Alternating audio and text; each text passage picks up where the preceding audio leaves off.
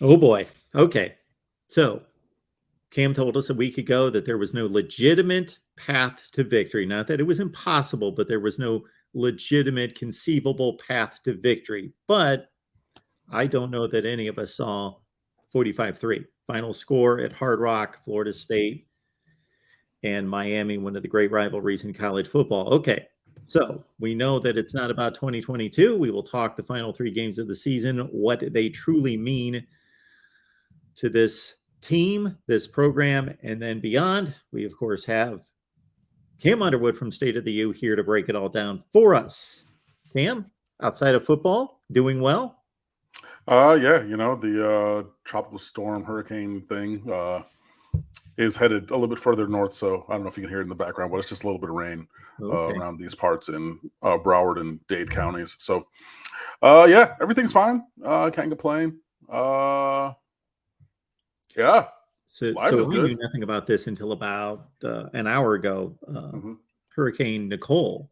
Hmm. This is Nicole coming your way, but everything seems like it'll be Yeah, manageable. no, yeah, everything is fine. It's just I'm super duper acutely aware because my mother's name is Nicole. So if she's watching, Hmm. hi mom. But uh, yeah, that's but yeah, I mean, we're not getting the majority of it here in.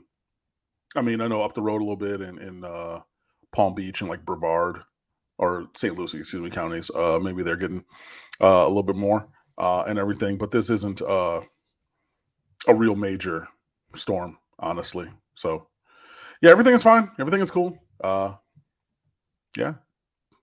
Cam, you said last week that TVD would not play. Hmm. Other people forecasted that he would play.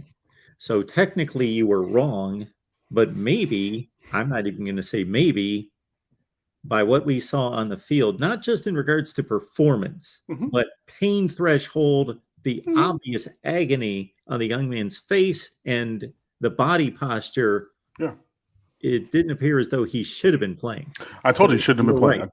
right. Yeah. I was 100% right. I told you, he got injured 2 weeks ago, and that injury, from what we saw, there's no way he should have played. He should not. That was a disservice to the player and to the entire team to put him out there. I don't care. Period. Um, I know that we went to Virginia the week that he missed, and I mean, yeah, 4 field goals and a 2 point conversion for our 14 points and everything. But no, that was absolutely a disservice to the player and to the team to have him out there. He was not healthy. He, you couldn't protect him and got, other additional offensive line injuries. And this is a team that's been down multiple starters all season long. Excuse me. And everything. But yeah, no, that was truly deplorable. Honestly and truly. And I know, after the game, Xavier Restrepo was asked about it because, of course, they didn't make any of the quarterbacks available after the game because, like, duh. Um, and he said, well, whether he's 100% or 20%, he's a warrior mentality. He's going to go out there, do his best. Da, da, da. So you're trying to tell me that he was maybe 20? Because Xavier Restrepo, remember, is Van Dyke's roommate, right? So Mm. he would know Yeah. things like that even more than just your random other player on the roster. Like, they live together, right? And so if you're throwing numbers out there, then I have to follow up with the question. So you're telling me that Tyler Van Dyke knew and felt that he was 20% and felt like that was appropriate to go onto the field with? I mean, look, he got injured on air, right? And you see somebody go down with a non-contact injury. Oh man, that's maybe an Achilles or a knee or something like that. He's rolling out to his right. He got flushed in the pocket. They were, down deep, and he just went to throw the ball away. On air. Didn't get touched. Jared Verse, he did one of these at the end of the play on his opposite arm. Like, literally just barely grazed the corner of his shoulder pad. Just a little, huh. But that was not his throwing arm, and that was not the impetus for the injury or the re-aggravation or whatever. It was just he made one what I would call regular throw out of all the throws that he made on the day.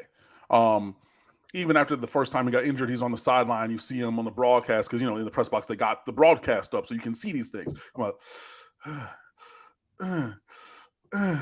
no, I feel a little bit better, but I mean, just agony written all over his face. No, bro, no. And it's a disservice to the player because when you're in charge, you have to be looking out for those people, right? So if he is not in a healthy place where it's reasonably similar to normal, if he's not 80, 85, 90%, sit your happy ass down.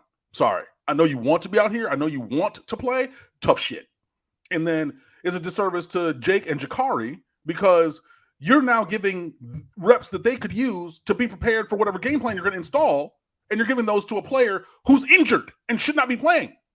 Look, man, it is unacceptable. And even more than the performance, because like I said, I picked Florida State to win and Miami to lose. I didn't think it was going to be the margin that it was. But they put every single player on the team in a no-win situation, right? You're giving reps to Tyler Van Dyke, who's clearly injured and should not have played. I've been saying it since he got injured a couple weeks ago. I've been here saying that, right? Cool. You're giving him reps that Jake Garcia and Jakari Brown sorely need to improve their performance. But now they don't get the same number of reps, right? Because you're giving them to 9. So you're putting them in a bad position. You're putting the offensive line in a worse position, and they're already depleted, bombed out like the hills of Baghdad, because now they, if somebody gets by them, they're going to feel like Billy Bob when he fainted in, Varsity Blues. There goes Lance Harbor. That's my quarterback. There goes his knee. Oh, my God. For any time that they get beat on a pass rush, this is a turnstile offensive line. They're not good. So now you make every single play infinitely more important and difficult because they're thinking, I can't let Tyler get hit because he's already at maybe 20%, right? And so now they have that on them and everything. So now they're thinking these things and they're not good enough to begin with, but you put them behind. Now, the running backs, they're behind because, look, I went through, and before I came on today, I finished an episode or a season of something on Netflix and said, I'm going to rewatch the game from the beginning up until I come and talk to you guys here.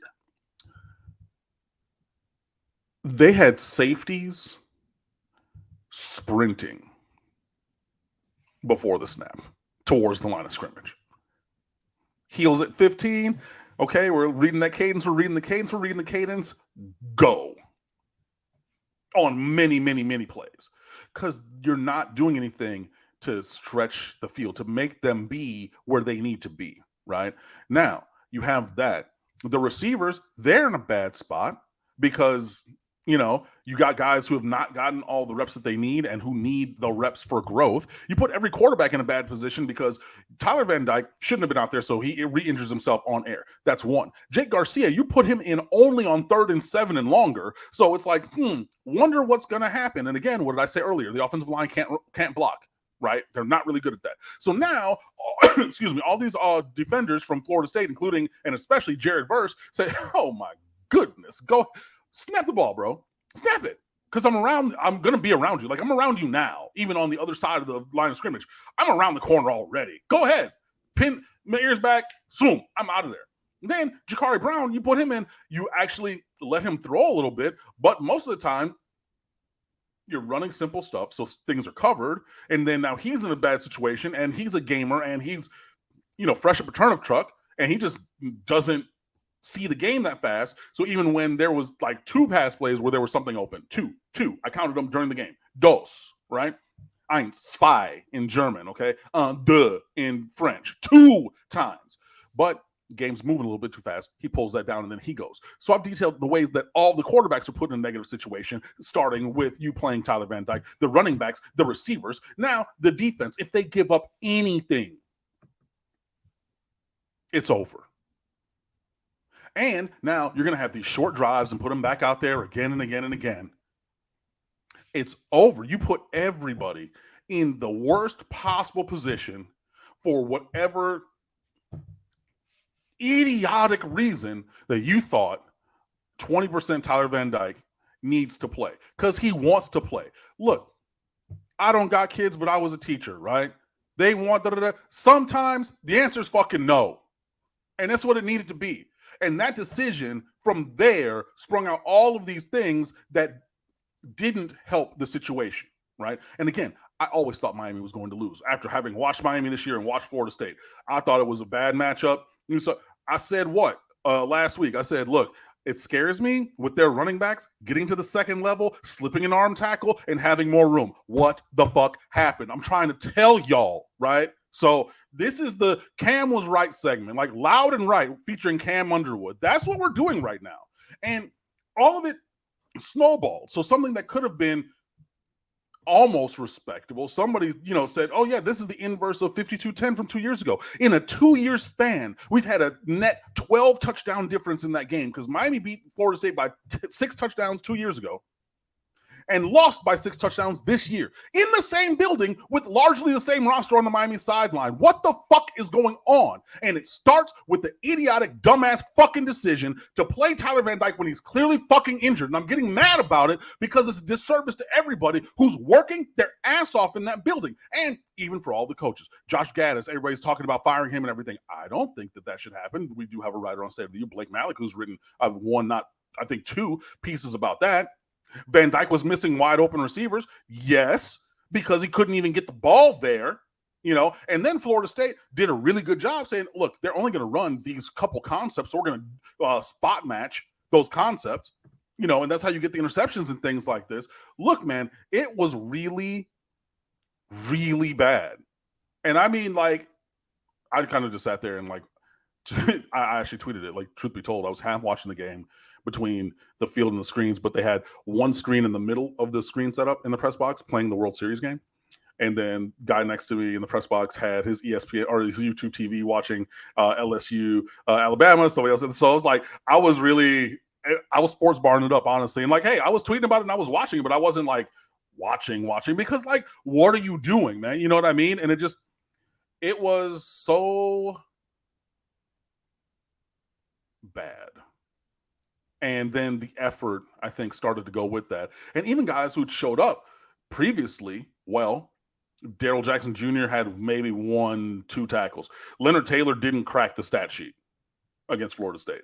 And this is after being defensive lineman of the week in the conference, after having, all those interviews and things. And so, I had this thing with, the meeting with my mama and my coaches and everything, and about my work ethic and my preparation that's going to show up on the field, and that's why And that same week that all of that came out, he goes 0-0-0-0. He basically had a Tony Snell, for my basketball player fans, line out there where he just played the minutes but had 0 points, 0 rebounds, 0 assists, 0 steals, 0 blocks, 0-0-0-0-0. He basically was out there for cardio.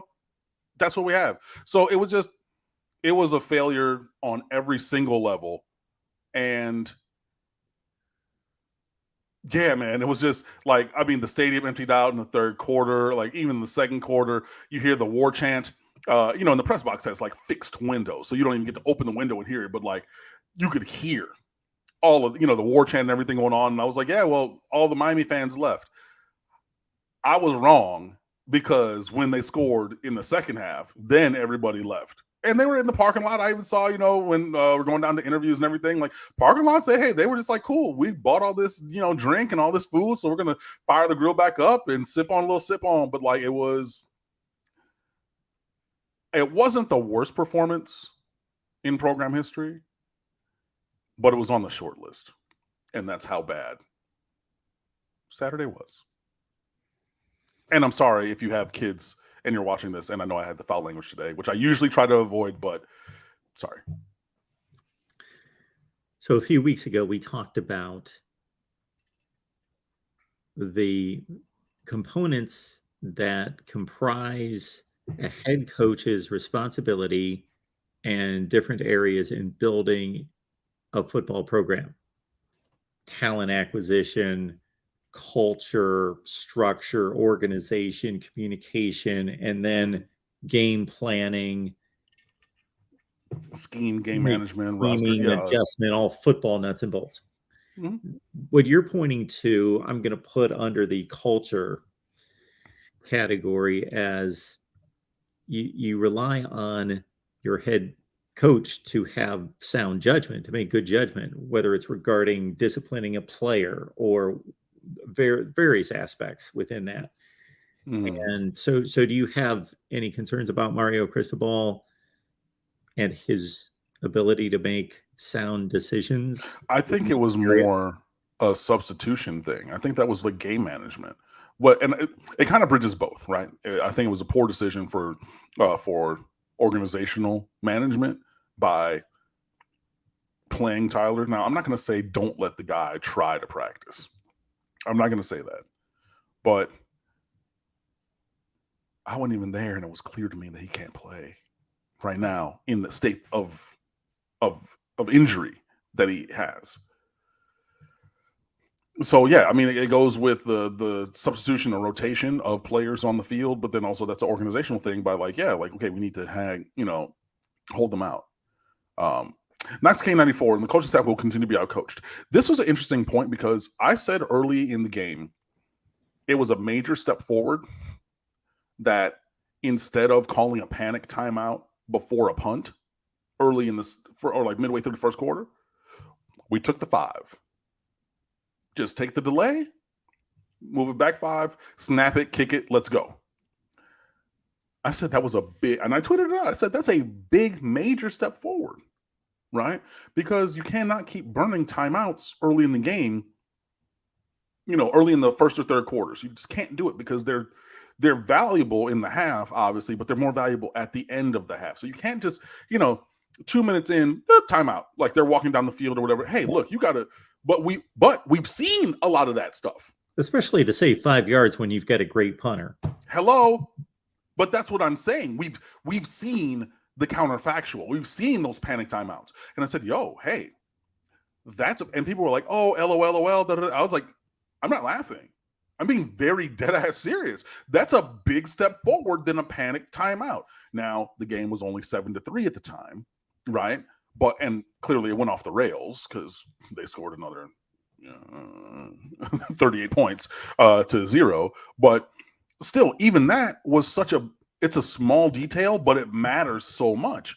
And so that's a big step. But then, you go into the second half and you call some of those timeouts because you're playing Jakari Brown, and okay, like he doesn't have the full encyclopedia of the playbook down yet, and he can't get everybody aligned. And so, okay, we're going to do that. But yeah, anyways, sorry. To the point. I don't have questions about Cristobal as a culture builder, as a program builder, as having a vision for what he wants. It is just going to take time to get there. And like I said, after we lost to Duke and then we got Cormani McLean to commit that same week, within 4 days, I said, I'm good. I'm good off this season. That's why, the opening rant on this particular episode aside, that's why I'm like, yo, like they can't hurt me. You know what I mean? Like we're going to lose to Florida State. It sucks. It's 2 in a row, and it shouldn't be that, this should be, honestly, we shouldn't even really lost this game in a perfect world if we played the way that we, I think we should play based upon the roster talent and things like that. Definitely shouldn't have lost them last year, but last year planted the seed that got us out of the Manny Diaz situation and into Mario Cristobal.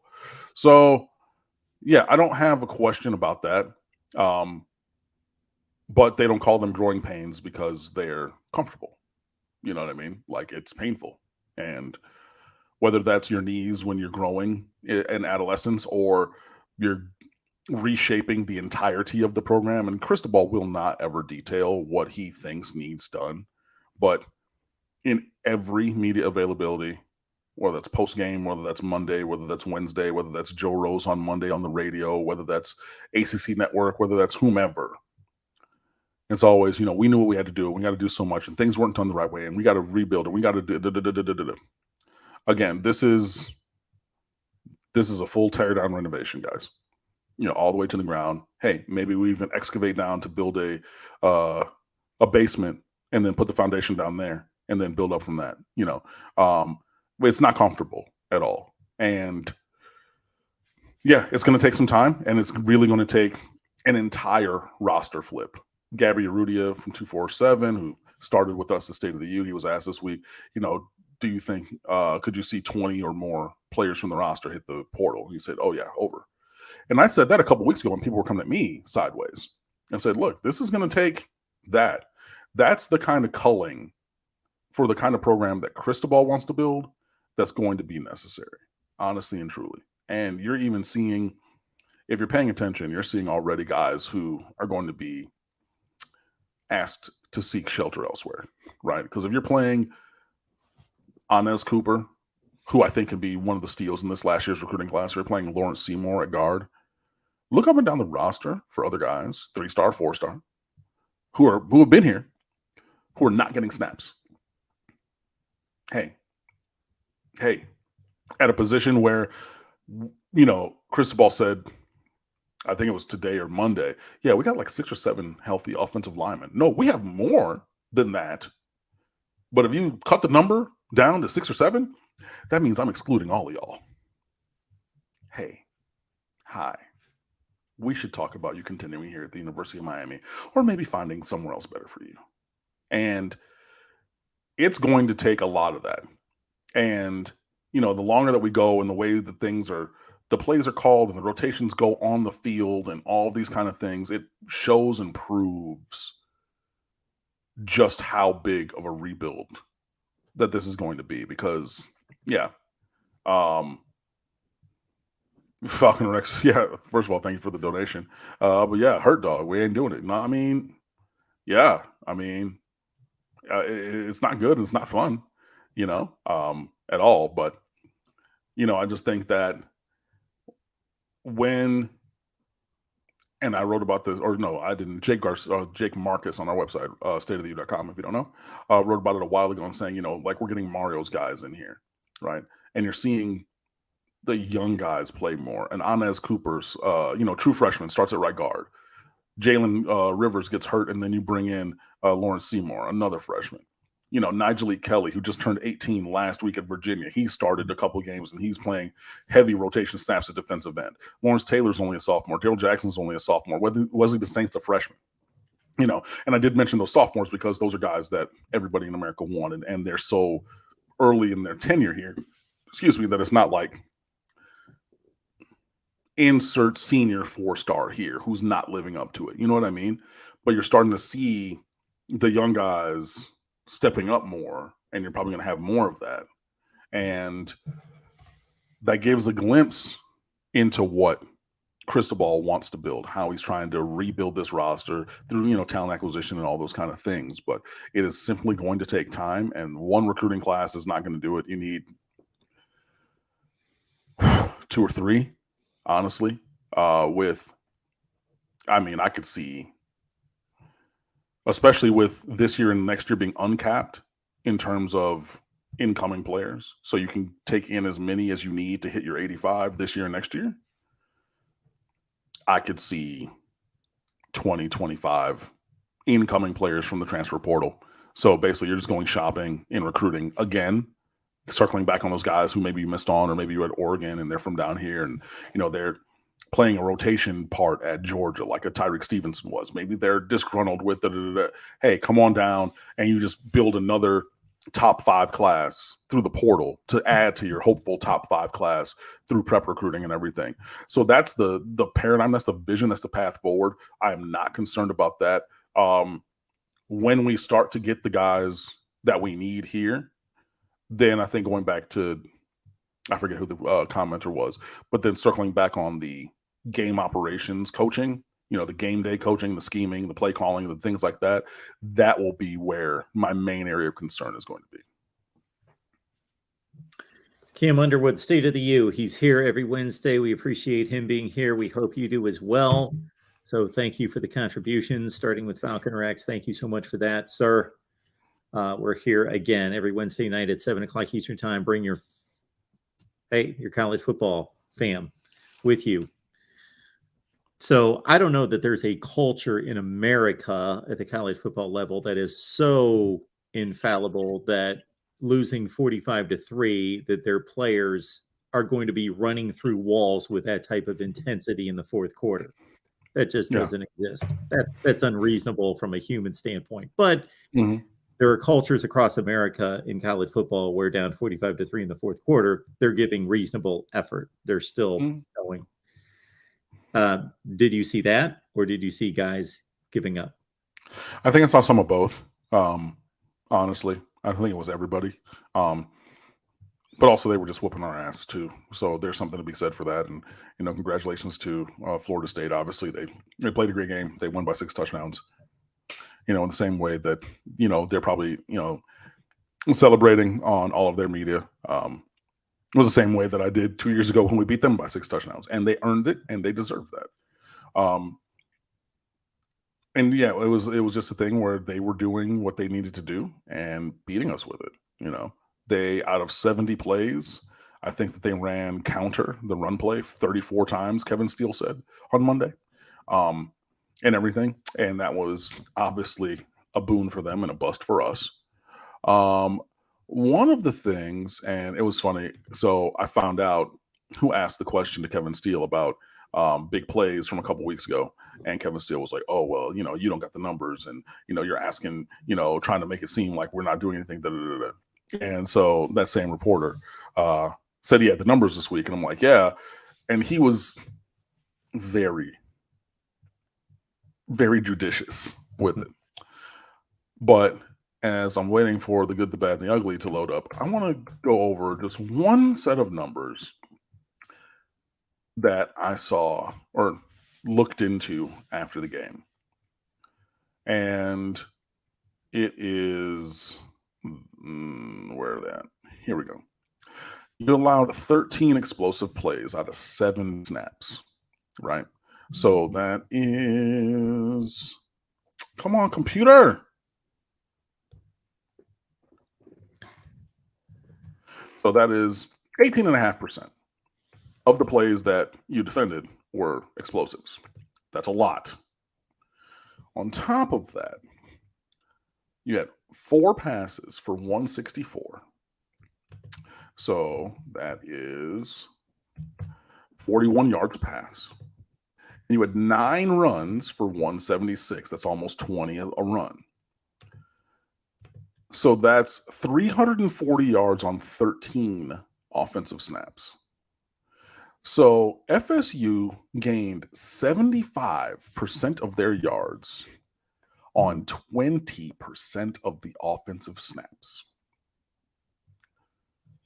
If you're talking about explosion from the other team, that is just astronomical. That is the only thing that tilted things a little bit more in Middle Tennessee's favor were the fact of 80 and 90 yard plays in there. You didn't have any 80 or 90 yard plays. You had like a 60 something, but the rate of the rate and the amount of explosion off the charts, bro. And it's just missed tackle here, missed tackle there, blown coverage. On First Watch Live, I did say, "Oh, hey, that touchdown is on DJ Ivey. That touchdown was not on DJ Ivey. That touchdown was on Al Blades, who, as the defense was rotating, he goes into it too high and he needs to get as deep as the deepest. But he's watching the eye candy and I just watched it on my DVR, right? You see, okay, cool. Say, I think it was Kinchins. It was supposed to be Kinchins and Couch were the 2 safeties. And then they motion left to right. So then Kinchins comes down into the nickel. Couch goes over to the right side of the defense too high. And Blades is supposed to rotate from nickel back to safety. Does not. Gets caught up in the eye candy. Guy runs right by him. He jumps a crossing route at like 12. And that was the one Jordan Travis, he stared it down all the way. He was like, oh, got him. Just wait, let that bit fly. And everybody's like, "Oh, DJ Ivey." He actually played the correct technique. He forced him inside so he doesn't let him off the sideline. He's playing in trail technique because there's supposed to be help over the top. But if there's no help over the top, it's just a pitch and catch and, cue up the band. The band that they didn't bring because they only go on one road trip a year, not because we didn't give them tickets. So don't let them lie to you about that. But it was just haymaker after haymaker after haymaker, and that was bad. And then in the run game, look, even 6 yards of carry is still not great. You know what I mean? And there was a lot of that, and they were just, they were better. They were playing fast. And they were having fun, clearly, because they were whooping our ass. And there were some guys who played as hard as they could. Every now and then I did see a little bit of, trying to tackle somebody like let me try that effort, which is clearly half-assed. So I don't think it was like widespread quitting. I thought I saw more quitting against Duke, to be perfectly honest, than I did against Florida State. So at least there's that. But I don't know if that's good or bad, since, we gave 45 points both times. I never understood the mentality of defensive backs, and it's in some ways the most difficult position to play, a cornerback in the sport. Yeah. But that get caught with their eyes in the backfield or jumping into that, when just based on self-preservation, even if they're being selfish, just so that they don't look bad, you would think that they would be more cautionary to protect their rear ends. Well, I mean, yeah, but then again, we've seen this from Cam Kinchins before. We've seen this from James Williams. We've seen this from other players this season. You think you know what you see. Mm-hmm. And so you're going to deviate from your responsibility to go make a hero play, right? That's that. Yeah, I'm going to go do this because I see it. I know better than what's been called. And even though if I play what's been called and he doesn't throw it over the top because I'm there and he only hits the 12-yard crosser, that leaves us another down to play defense as opposed to giving up a touchdown. But yeah, you just have guys not doing their jobs, electing, and everybody is not Sean Taylor. God rest his soul. Everybody is not Ed Reed, Ed Reed, who, we talked about it before on here many a time. Ed Reed, who played a certain coverage wrong for 2 or 3 seasons to put it on film for the one day that they were going to play the Colts in what regular season or playoffs. And then Peyton Manning's going to see that, say, oh, I got him. So that now, after years of doing it wrong, I'm going to now go do it right and intercept that ball, because he's unlike any defender that we've seen from that. You're not that. Oh, I've been watching more film and that's how he undercut everything and da-da-da-da-da. You're not that. And by you, I mean whomever, And again, it's been multiple guys so far this season who have chosen to eschew their responsibility to try to make a hero play, and it's ended up costing Miami touchdown after touchdown after touchdown. And look, this is my point from last week. It should have cost Miami even more points than have been given up by these breaks in the defensive coverages, except for certain teams aren't actually good, so they're not able to take advantage of those. Both Virginia schools, like even Carolina had one and missed it. There's been, off the top of my head, 7 other blown coverage, wide open, walk-in touchdown plays that have not been completed. So even as bad as it's actually been a little bit worse, but because the offense is inept, that we're going against, it has kept it from being even worse on the stat sheet or the scoreboard. That's what gives me pause for concern. But, hey, it is what it is. Falcon X. Yeah, so before we read the super chat, I'll add something to this, because I think we discussed this last week as well.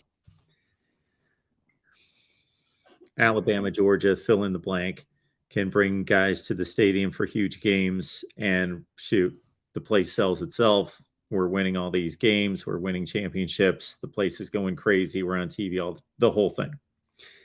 And except for recruiting against the other, Alabama, Georgia, Ohio State, to say, okay, what do we have that they don't have? Okay, we'll bring it down to Florida State and Miami as similar brands all time, but obviously needing to build. So we've got a game here where we've got 2 rivals, 2 in-state teams fighting over many of the same players. And, we talked about last week, you win the game, the place is rocking, everybody's going crazy. That's an easy sell. There it is. Or you lose the game, the place is rocking, but you lose 30-28, great atmosphere. Okay, look, see what we've built, how close we are. Look at the trajectory, but we need you. You could be the missing piece. Does the scene at Hard Rock last Saturday and the final score and everything involved hurt?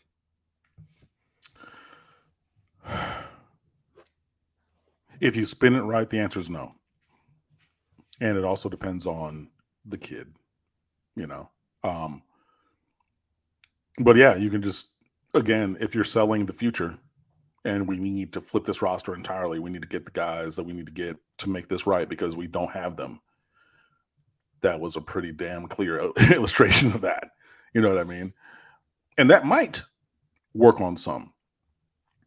And I've heard that it is working on some. And, most of the guys who are committed to Falcon Rex's point are still on board. And from everything they're saying, they're about that life of, if you ain't ready and you ain't really willing to work, move over because we coming.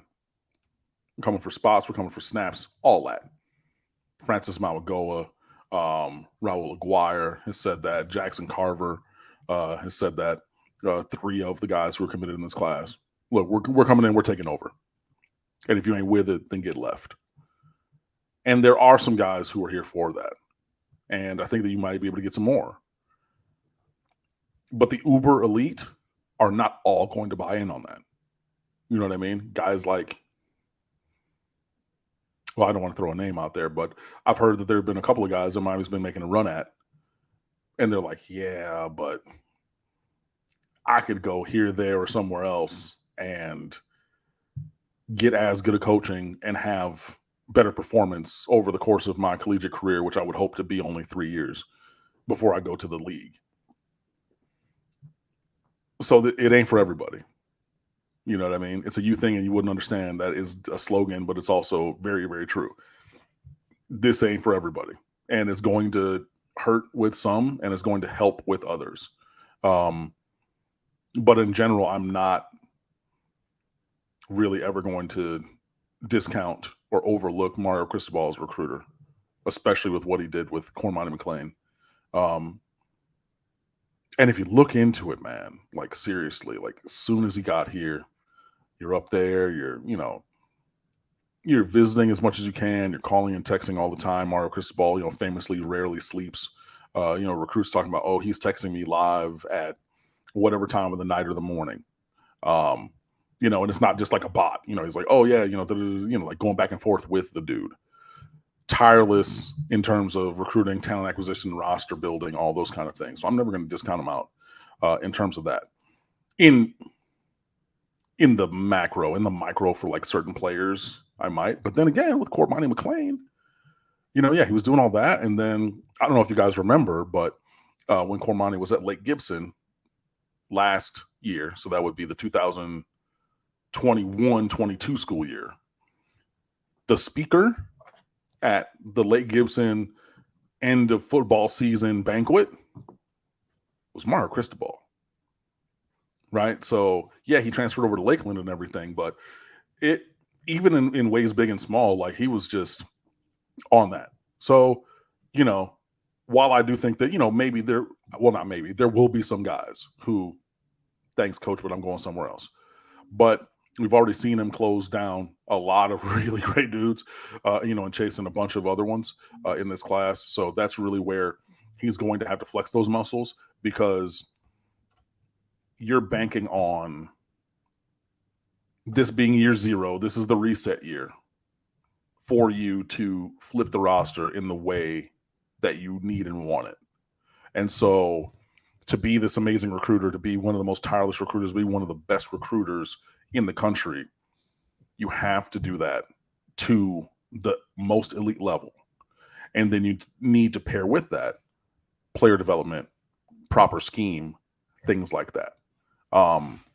But we'll see. But yeah, that was short story long. But yeah, a loss like that is going to hurt you with some guys, obviously, but it's also going to help you be able to sell the fact of, hey, we're not there and we're flipping this whole thing up. So you see, he pushed back when somebody asked about rock bottom, but I'm sure that he's using a similar or analogous phrase. Hey, man, I don't know how much worse it can get. Like, clearly we don't have the guys, we don't have the scheme, we don't have the but we need you. And so I don't know. Yeah, he might not use the phrase rock bottom, but it's hard to envision it getting much worse from a performance standpoint this year.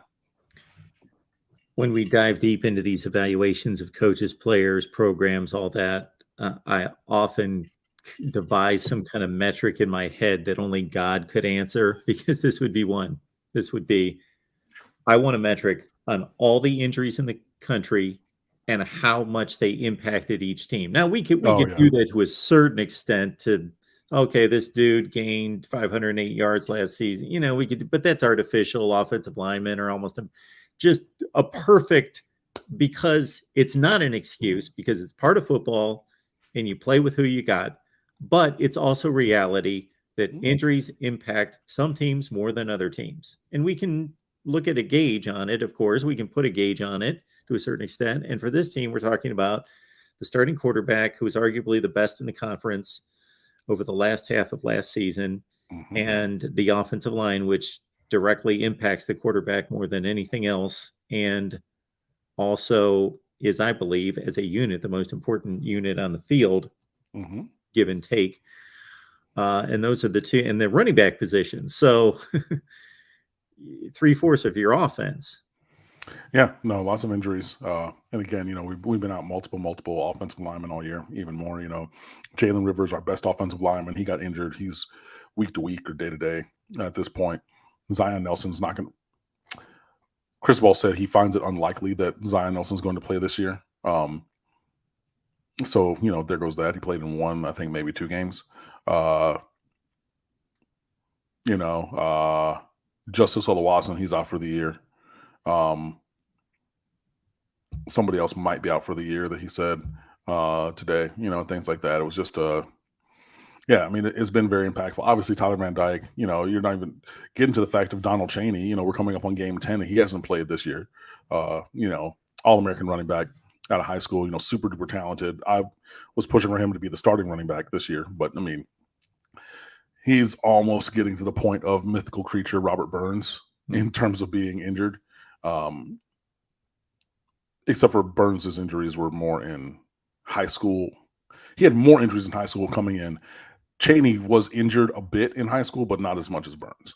But he's starting to get on that level. Trevante Citizen is out for the year. He was injured in fall camp. Somebody was asking me about that when I was tweeting about the media available pressers today. Like, oh yeah, what about Trevante Citizen? I was like, it's been said that he's out for the year. So yeah, just lots of little things, but I mean, still, it just needs to be better. I always favor the yards per play stat over the total yards per game. 86th in the country, pretty much neck and neck with a school that you wouldn't want to be, Vanderbilt. Oh, I mean, hey, Miami and Vanderbilt are similarly analogous in terms of academic quality. And I say that as somebody who applied to both, wanted to go to Vanderbilt, wasn't able to make that work, and came to Miami. So I know about the connection between those two in the world of academia and some other things. However, in terms of football performance, that is quite bad. So yeah, Vanderbilt and Wyoming. Wendell, interesting take here. 100% all on the players. 100% on the players. If we had the talent from the late 80s, early 90s, early 2000s, who the coach is would not matter. Proof, both Dennis Erickson and Larry Coker won championships. Yeah, but that was also the program as a whole was way more talented. Way. I know that you need to have the players, but you also have to have the coaching, because, you know, Erickson didn't win every championship. He lost games. Coker, fine. You or I or anybody, Wendell, could have coached the 2001 team to a championship. Fine. I'll give you that. But since when is Dennis Erickson not a good coach? He went to Oregon State and that's what I'm saying. There, and he went to the NFL and won playoff games. Hello, that's what I'm saying. So, yeah, you want to kind of denigrate these guys and everything, but like, you know, they got to this position for a reason. Like Coker was on those staffs, you know, offensive coordinator. Like he was scheming those things up when we beat Florida State in 2000. You know, when we should have gone to the national championship game and would have absolutely mopped either team, Oklahoma we beat Florida State, but 13-0, because I'm not giving them that bullshit safety. Yeah, they got shut out in there. No, mopped, absolutely. And I know Mark is going to say the same thing. Well, Washington beat y'all, and they only had one loss, and yeah, whatever. But these are not guys who are just some bum off the street. And I know that Coker was not Jimmy Johnson or Howard Schnellenberger. He was not Nick Saban or anything, but he wasn't as bad as I think that revisionist history wants to make him out to be. Now, some things did not work out, obviously, and most notably, that was really Kyle Wright at quarterback. But yeah, I think the coach matters a little bit more than we're giving credit for. And even with the talent, I think that there would still be room for growth. But hey, maybe this is a blessing where we're improving the roster talent and the coaching ability acumen at the same damn time, so that when the talent on the roster is where it needs to be and has, a mango season or two of development, then the coach and the coaching staff and the game management and scheme and play calling will match. And I'm not one to really harp on it too much, because if you watch the the games, right, you can see a lot of stuff, even if you're not the most knowledgeable person in X's and O's. And there are tons, we have Justin DeTavio at State of the U. He does a film review every week. Roman Marcianti, who used to be with us and started his own website, he still does his video thing. Steve-O with Rivals, he does his thing. And there's probably other people as well who do their thing, breaking down the film of, the performances on the field. You can see a lot of things. You can learn those things. So, there, like I said, have been touchdowns this year that have, for whatever reason, one person on the field during that play doesn't do their job. There's been good defensive plays where somebody slips, somebody misses a tackle, somebody doesn't apply their technique properly at the time, and then the defense or the opposing offense is able to make some things shake. I say all of that to say that everything is not perfect, but even with things, the scheme, I think, can be good enough, especially when we see that these guys have run these schemes in different places and had more success than they're having now. So to your point, I believe that the talent on the roster does need to improve. I think the composition of the roster does also need to change, because I do think there's a swath of guys who need to, find somewhere else to be. But I do believe that coaching in development, coaching in scheme, coaching in game day management, and all those kind of things also matters. So I wouldn't say it's 100% on the players, but changing the roster is going to be the first major step forward towards success. Falconer X, thank you so much again for the contribution. We appreciate you. Cam is spot on, including the choice language. Hey, I told y'all last week, I said, when I taught, I went to my registration and I told them, I'm going to cuss these kids out one good time. One. I need you to abide with me. So trust and believe. I am able to use some choice language in a direct way when needed. Kylo Ren, Miami King. Fire Josh Gaddis, 3 games without a touchdown. It's 9 quarters and 4 overtimes, to be perfectly honest. It's 9.5 quarters. Sorry. 9.5 quarters and 4 overtimes, to be honest about it. If you want to make those 4 overtimes into the third game, fine.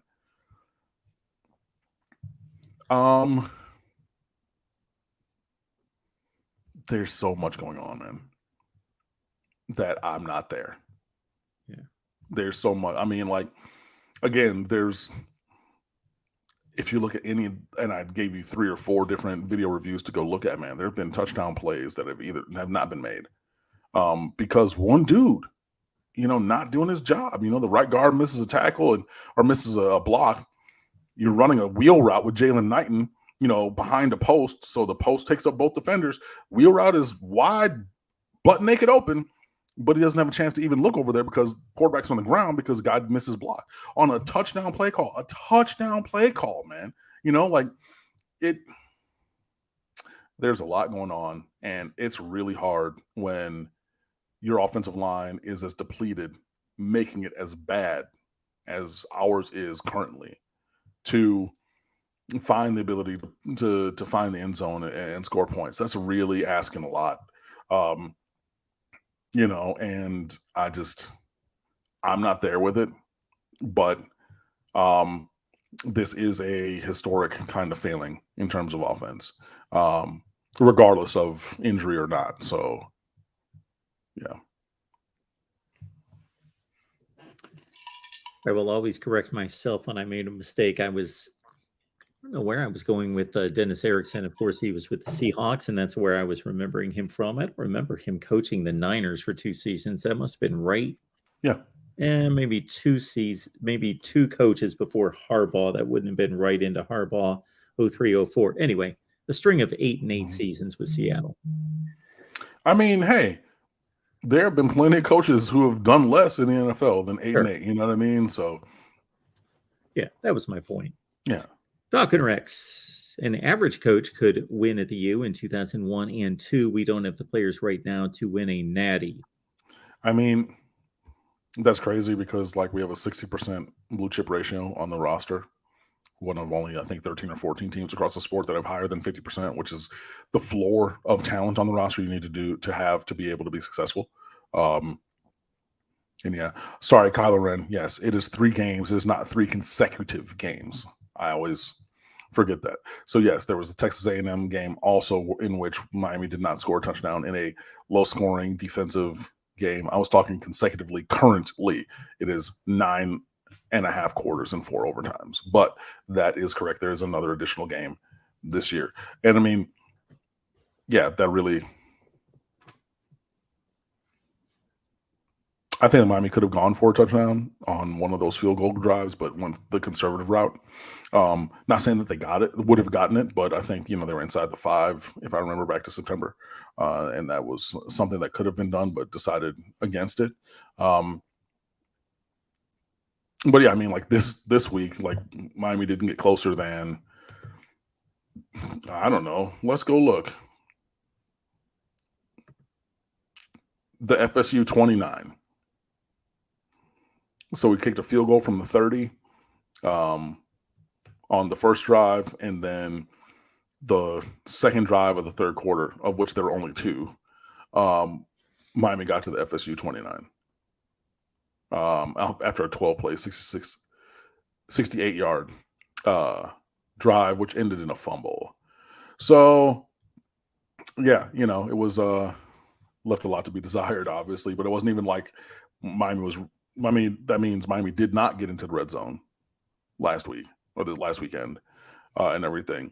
So that one is maybe more indicative of the point that you're making about the failing of the offense. But in the Texas A&M game, I know that we got into the red zone inside the 10, inside the 5 multiple times. Just weren't able to cash it in. Either way, you are correct. Miami has not scored touchdowns in 3 of the 9 games this year. And has given up 45 points to the opposition thrice this year as well, after having only done so twice in the last 6 seasons combined. So, yeah.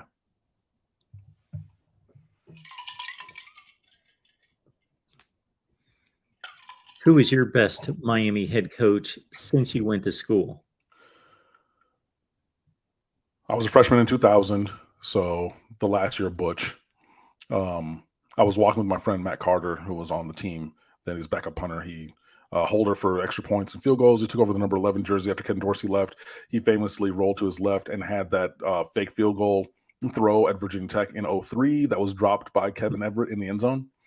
I was walking to class with him because he was an education major as well. But it was my freshman year. I think I was going to Spanish and he was going somewhere else. And I was literally walking with him when you saw the GAs and the student assistants sprinting across all the different quads to grab the football players to go to the meeting of Butch telling them that he was going to the Browns. So that's a fun fact and a fun story and a true story for you. That being said, so Butch was there my freshman year.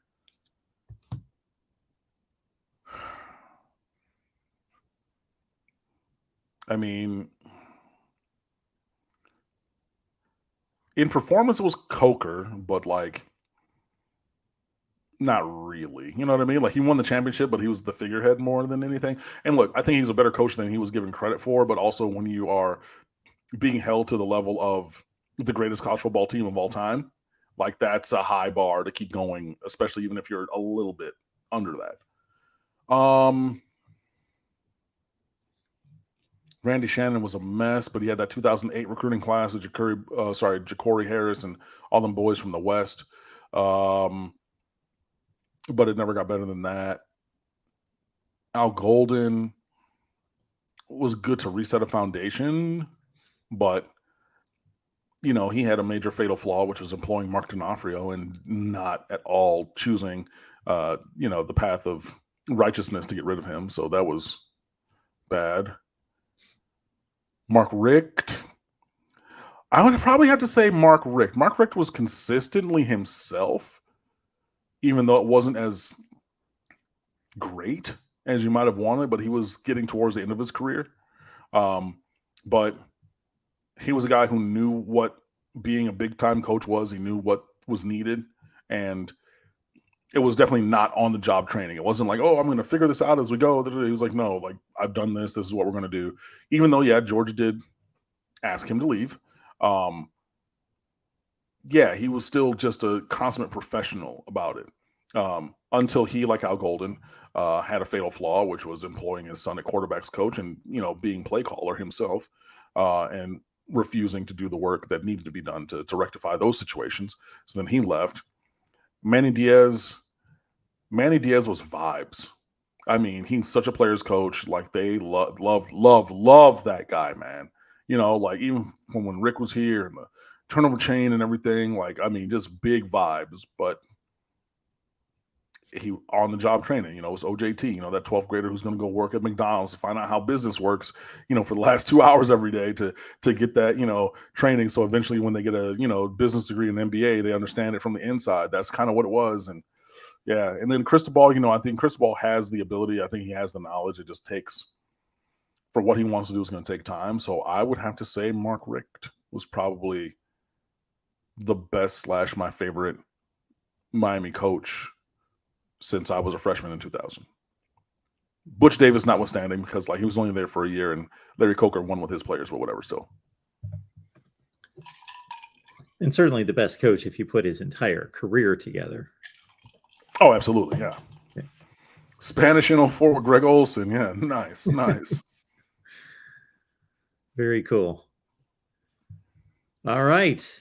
Thank you for being here, everyone, on a Wednesday night. Get back here next Wednesday after the Georgia Tech game, 7:00 Eastern time with Cam.